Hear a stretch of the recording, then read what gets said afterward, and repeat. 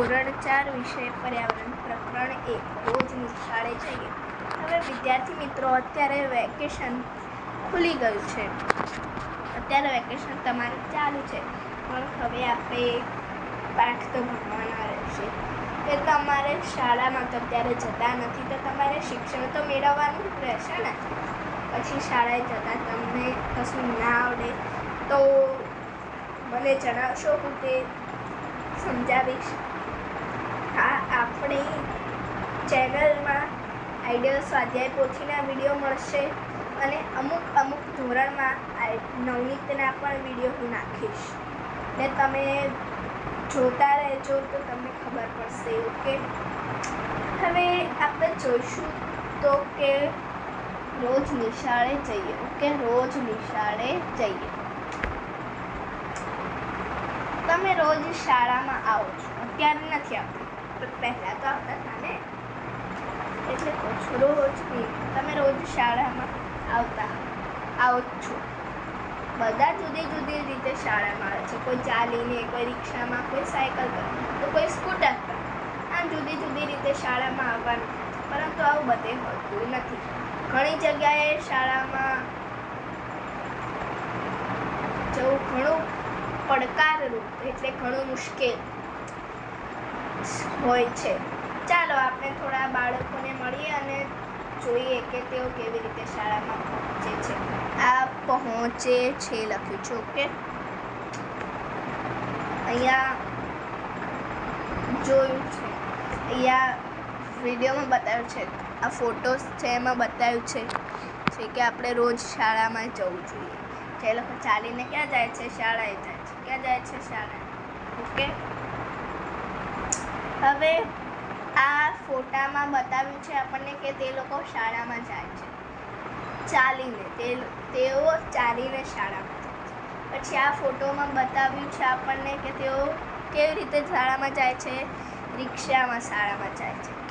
કેવી રીતે? રિક્ષામાં.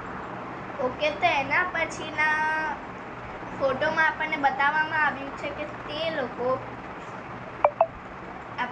સ્કૂટર પર શાળાએ જાય છે. તમને ફોટો દેખાતો નહીં હોય, થોડો દેખાતો હશે. હવે ગુજરાતના અમદાવાદ વિસ્તાર છે. ગુજરાતના અમદાવાદ વિસ્તારનો આ ફોટો છે. આ વિસ્તારનો અમદાવાદ વિસ્તારમાં લોકો આ રીતે શાળાએ જાય છે.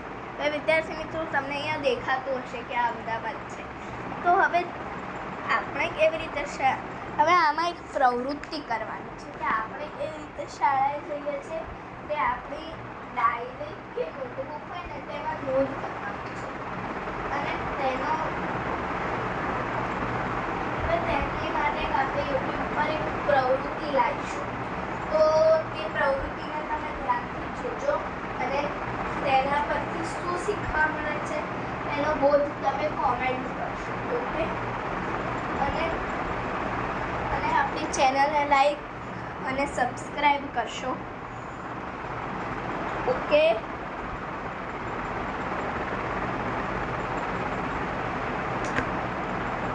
આ હવે સૌરાષ્ટ્ર વિસ્તાર છે. ગુજરાતનો સૌરાષ્ટ્ર વિસ્તાર છે. આમાં જેટલા પણ રાજ્યો આવ્યા છે ને એ સૌરાષ્ટ્ર વિસ્તાર છે. હા, હવે જો સાંભળી લો વિદ્યાર્થી મિત્રો, આ ચેપ્ટર પતી જાય પછી હું તમને ઘણા ક્વેશ્ચન કરીશ, 4-5.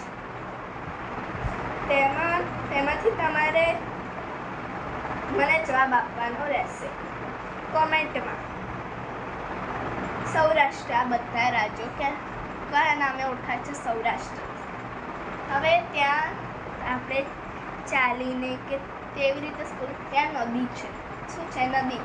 હવે તે આ છેડે રહેતા હોય ને અહીંયાથી તરીને જાય તો એને કપડાં સ્કૂલના બી નથી. એટલે આ છેડેથી આ છેડે જવા માટે જવું હોય તો શેનો ઉપયોગ કરવો પડે? પુલનો. આને શું કહેવાય? પુલ. અમુક ઢાળવાળા પુલ હોય, પગથિયાવાળા હોય છે ઘણા. હવે પુલ બનાવવા માટે શેનો ઉપયોગ કરે છે? તો જો સિમેન્ટ, ઈંટ, લોખંડના સળિયાનો ઉપયોગ થાય છે. પ્રશ્ન પરીક્ષામાં આવી શકે છે કે પુલ બનાવવા શાનો ઉપયોગ થાય છે? તો હવે આપણે લખીએ કે પુલ બનાવવા લોખંડના સળિયા અને સિમેન્ટનો ઉપયોગ થાય છે. પુલ, હવે જો આપણે 2 માર્ક્સનો પૂછે પ્રશ્ન કે પુલ ક્યાં ક્યાં બાંધવામાં આવે છે, તો પુલ નદી પર, રોડ પર, 2 ડુંગરોની વચ્ચે. 1 માર્ક્સમાં એક વાક્યમાં પૂછાય તો. અને જો મુદ્દાસરમાં પૂછાય તો આપણે નાના નાના ચિત્ર દોરી દેવાના આવા. ઓકે, હવે જો આ બતાવે છે કે 2 નદી છે. હવે 2 નદીની ઉપર તો પુલ જોઈએ જ, કે આ છેડેથી આ છેડે જવું હોય તો. ઓકે, જો આ છે ને અહીંયાથી આમ જવું હોય તો તરીને જાય કોઈ. ઓકે, હવે પુલનો ઉપયોગ જણાવો. તો પુલનો ઉપયોગ માલ સામાનની હેરફેર માટે થાય છે. પુલનો મુખ્ય ઉપયોગ એ છે. જો પછી આ રોડ પર છે ને, આ રોડ છે ને એની પર પુલ બાંધવાનો. જો હવે આ 2 પર્વતો છે, આ અને આ પર્વત છે, તો તેની પર પુલ બાંધવામાં આવે છે ને. જો હવે બેટ દ્વારકા આ રહ્યું. જો બેટ દ્વારકા, હા. હવે જો નાનો ટાપુ બેટ દ્વારકા દરિયાની વચ્ચે આવેલો છે. એ ટાપુ છે, ક્યાં આવેલો છે? દરિયાની વચ્ચે આવેલો છે. ટાપુ એટલે શું? પ્રશ્ન પૂછાય છે ભૈયા. તમારી સ્વાધ્યાયપોથીમાં પણ હશે કે ટાપુ એટલે શું. ટાપુ એટલે શું? ઓકે, તો ટાપુ એટલે દરિયાની વચ્ચે આવેલો જમીનનો ભાગ એટલે ટાપુ. દરિયા પર આવેલો જમીનનો ભાગ એટલે શું? ટાપુ. હવે ત્યાંના લોકોને હવે જો અહીંયાથી જવું હોય તો દરિયામાં તો હોડી, હવે નદી હોય તો નાવમાં હોડીમાં બેસીને જઈશ. દરિયામાં જોઈએ તો બોટ, સ્ટીમર, પેડલ બોટનો ઉપયોગ કરીને જઈ શકે છે. ઓકે, આની પર ધ્યાન ના આપતા કારણ કે તેમાં નહોતો મળતો એટલે મેં આ ફોટો મૂક્યો છે. રણ પ્રદેશમાં આવેલ કચ્છના એક ગામડામાં જ્યાં જુઓ કે ત્યાં રેતી જ દેખાય છે. હવે રણ પ્રદેશમાં પણ રાજસ્થાનમાં છોકરાઓ સ્કૂલે તો જાય ને, તો હવે દિવસમાં રેતી ગરમ થાય. તો હવે જો આ કચ્છનો આ શું છે? કચ્છ. આપણે જીકેમાં પણ 3જા ધોરણમાં અને 4થા ધોરણમાં જીકેમાં ભણ્યા કે ભાઈ કચ્છ. તો હવે આ છોકરો છે, આ છોકરો જે છે તેને શાળાએ જવું છે અને તે ચાલીને તો જઈ ના શકે. તો હવે તે ઊંટ પર બેસીને શાળાએ જાય છે કે દિવસ દરમિયાન ત્યાંની રેતી ખૂબ જ તપે છે. પંચમહાલ, આ શું છે? પંચમહાલ. ત્યાંના લોકો બળદગાડામાં બેસીને શાળાએ જાય છે. હવે જો અહીંયા ફોટા પર આપ્યા છે કે હવે વરસાદ આવી રહ્યો છે તો આ લોકો બળદગાડામાં છત્રી લઈને બેસે છે. દેખાય છે ને? Thank you. હવે આપણે આટલું તો ભણી ગયા ભણ્યા ને, તો હવે આપણે જોઈશું. હવે આ તો જોઈ લીધું. હવે આપણે જોઈશું રોજની શાળા જઈએ. હવે અમુક આ પાઠમાં છે આપણું, પર મારી સ્લાઇડમાં નથી એટલે તમને વધારાની એક્સ્ટ્રા સમજી આપું છું. ઓકે, તો હવે અમુક વિસ્તારમાં જ્યાં બહુ રણ પ્રદેશ તો નહીં કહેવાય, પણ ના રણ પ્રદેશ નહીં, સોરી, પર્વતવાળા જગ્યામાં આપણે કોઈ ચોટીલા પાવાગઢ ગયા છો? કોઈ પાવાગઢ ગયા છો ને? ત્યાં રોપવે સાંભળ્યું છે ને? રોપવેને આપણે ગુજરાતી ભાષામાં કહે તો ઉડન ખટોલા કહેવાય છે. આપણે ઉડન ખટોલામાં જાય છે તે બાળકો, કારણ કે હવે શાળાએ જવું જ પડે છે શાળાએ. અને હવે તો ભણવાનું પણ ભણ્યા વગર તો આપણો કઈ ઉદ્ધાર વળવાનો નથી, એટલે આપણે ભણવું જ પડે છે. ઓકે. ગામડાના બાળકો કેવી રીતે શાળાએ જાય છે ખબર છે કોઈને? તો ગામડાના બાળકો ચાલીને અથવા સાયકલ લઈને શાળાએ જાય છે.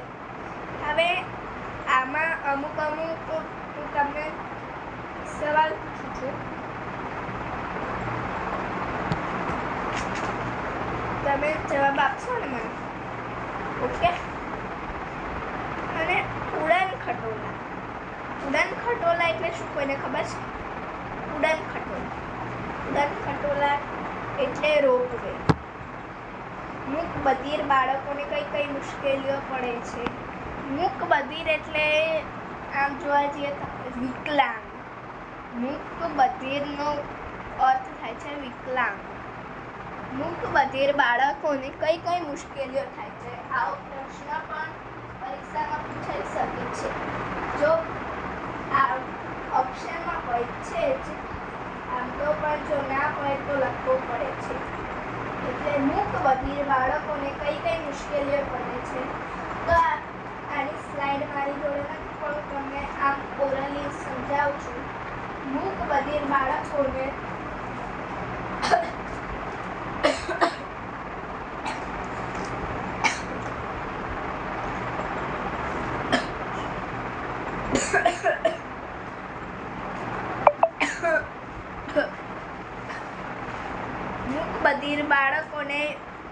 શાળાએ જવા માટે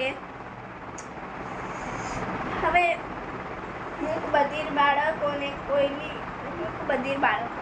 એટલે વિકલાંગ નહીં, મૂંગા મતલબ જે બોલી શકે નહીં, અને જે બોલી ના શકે તે સાંભળી પણ શકે નહીં.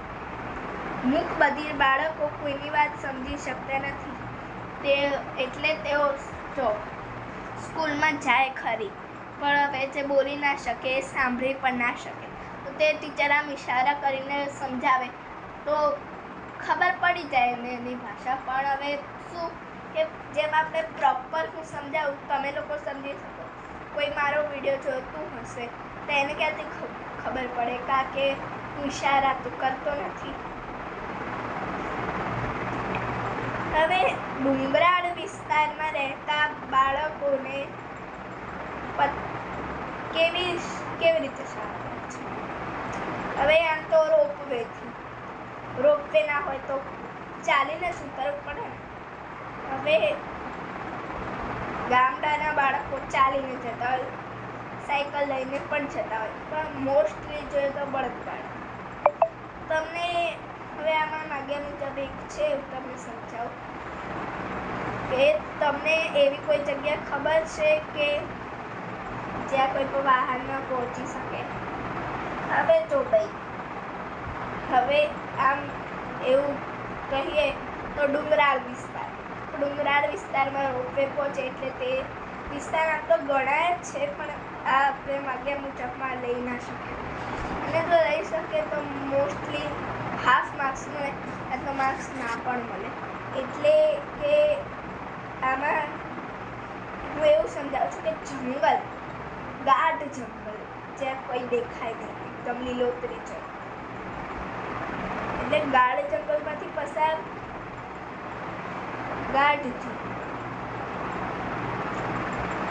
હોય તે જગ્યાએ કોઈ પણ વાહન પહોંચી શકતું નથી. ઓકે. તો હવે આમાં એક અમુક પ્રશ્નો તમને પૂછું છું. પુલનો ઉપયોગ કોણ કરે છે? રણ પ્રદેશમાં બાળકો શાળાએ જવા માટે શેનો ઉપયોગ વધારે કરે છે? ગામડાના બાળકો કેવી રીતે શાળાએ જાય છે? તમારે ઘરથી તમારી શાળા દૂર હોય તો તમે શાળાએ જવા કયા સાધનોનો ઉપયોગ કરો છો? હવે વિદ્યાર્થી મિત્રો, આમાં તમારી આઈડિયલની સ્વાધ્યાય પોથી છે, એમાં થોડું અપડેશન આવ્યું છે, તો હું જ્યારે પણ તમને આન્સર કીમાંથી લખાવું અથવા મારી જે શોર્ટ સ્વાધ્યાય પોથી છે એમાંથી લખાવું, તો તમારી સામે જે ઓપ્શન હોય અથવા જે પ્રશ્નનો જવાબ છાપેલો હોય તે મને જણાવજો કે તેમાં શું આપ્યું છે. હા વિદ્યાર્થી મિત્રો, એક વાત કહું તમને તો આપણે અત્યારે હું ધોરણ 4ની હિન્દીમાં કદાચ જો સોલ્યુશન ના, આમ તો હું ટાઈપ કરીને ભણાવીશ, પણ જો ના આવે તો કોમેન્ટ કરજો તો હું લાવી શકીશ. ડિજિટલ લીડર પણ હું ભણાવીશ. આમાં ઇંગ્લિશ ગ્રામર છે તે ભણાવીશ. જીકે પણ ભણાવું, ચિત્ર હું નહીં ભણાવું. ઓકે, તો થેન્ક યુ.